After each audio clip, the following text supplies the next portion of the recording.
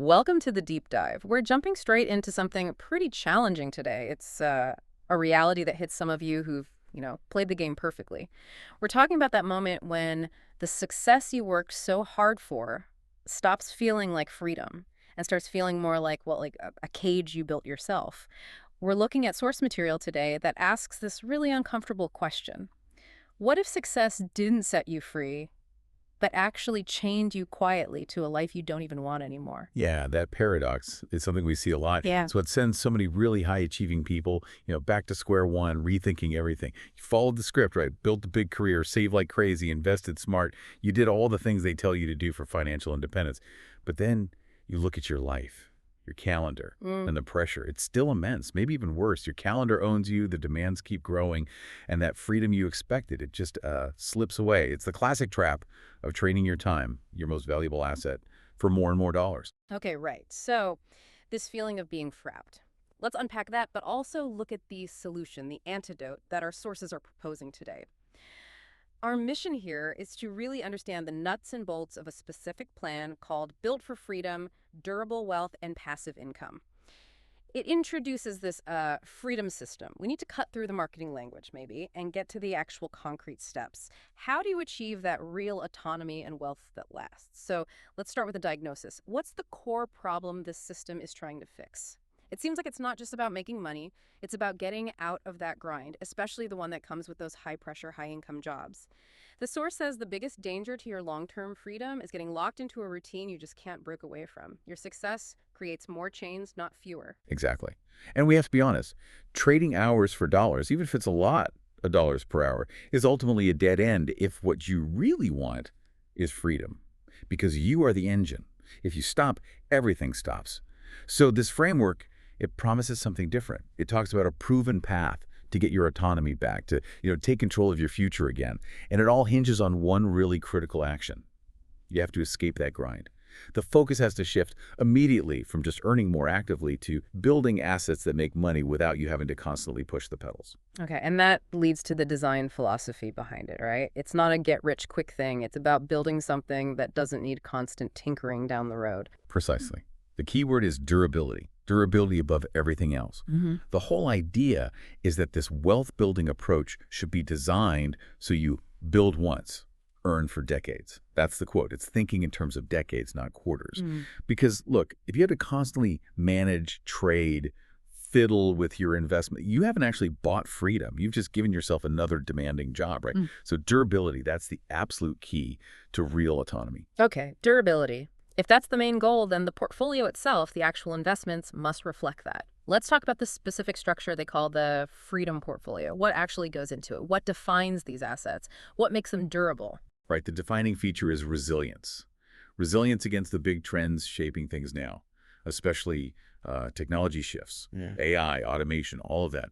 The assets must be, and this is another quote, durable assets that artificial intelligence can never replace. Think about it. What can AI not really own or control? Physical stuff, land, maybe certain kinds of legal agreements. That's where the longevity comes from. You're selecting assets that fundamentally exist in the real physical world or in legally protected contractual spaces. Can you give us an example? Like, what does that look like practically? What kind of asset is inherently safe from AI replacement? Yeah, sure. We're talking about wealth that's anchored in something tangible or something with strong legal backing. So think critical infrastructure, maybe resource-based things, or established legal contracts like owner finance notes, private lending agreements. AI can definitely help manage a rental property, optimize it, sure, but it can't replace the person holding the deed or the actual building itself. The goal is to secure your core capital in things that need human interaction or physical presence to really function. Okay, but here's where it gets interesting, maybe a bit contradictory. The source says, invest in things AI can't replace. Yet at the same time, it tells you that you have to use AI. You need to harness it to your advantage. How do those two ideas work together? Protecting assets while using the amplifier. It's actually a very deliberate two-part strategy, not contradictory, but complementary. You build this fortress, right, physical or contractual, around your core wealth for that long-term stability. Rock solid. But you don't stick your head in the sand about technology. You use the digital tools for speed, for efficiency. The source specifically says you need to harness AI as a true wealth amplifier. So you use it for the management side, research, optimizing things, market analysis, generating reports automatically, stuff that frees up your time, all while your actual core asset value stays protected from being made obsolete by technology itself. It's about using the tool strategically to serve your goals, not letting the tool dictate where your money goes. That makes sense. Secure the foundation first, then use tech to speed up growth and make management easier. Okay. Now let's get really practical. The mechanics, the income stack. The system relies on combining different income streams for that reliable, steady cash flow without just being tied to, say, the stock market's ups and downs. What specific assets make up this durable income stack they talk about? Right, this is where the autonomy becomes real day to day. The system suggests stacking 3 specific types of assets, and they're chosen carefully because they balance stability, good cash flow, and some liquidity too. You combine number 1, real estate, number 2, owner finance notes, and number 3, covered call ETFs. These 3 are designed to work together, covering different bases.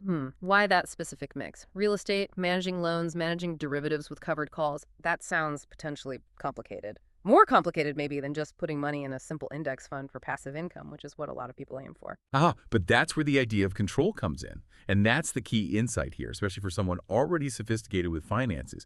Standard passive investing is mostly about hoping the market goes your way, right? This system is about generating cash flow from actions and assets you largely control. So let's break it down. Real estate gives you that stable, tangible asset base, plus really important tax advantages like depreciation. That's huge. And owner finance notes. These offer high control. You basically act as the bank. You set the terms, you get predictable scheduled payments, often faster than a 30-year mortgage payoff. And finally, covered call ETFs. Now, these aren't primarily for massive growth. They're used for enhanced yield. It's a controlled way to squeeze more income out of stock positions you might already hold or want exposure to. They give you a bit of liquidity and higher monthly income than typical index funds. So the combination is strategic. You get stability from real estate, high control cash flow from notes, and then market-linked extra yield from the covered calls. Got it. So the goal isn't just any passive income. It's about generating income streams that are predictable, that you have more control over, and that are built to handle different economic weather. Absolutely. And the immediate result they're aiming for with this stacking, to dramatically increase your cash flow. That cash flow becomes the fuel that powers your autonomy. Okay, but dramatically increasing cash flow usually leads to a big problem, especially for people already earning well: taxes. The tax cliff. More income often just means a much bigger tax bill, which kind of puts you right back where you started working just to pay the government, eroding that freedom. This roadmap claims you can get this increased cash flow without jacking up your overall tax bill. How? What's this tax smart method they mention? Yeah, this is probably the most, let's say, advanced part of this whole durable wealth system. And it's critical.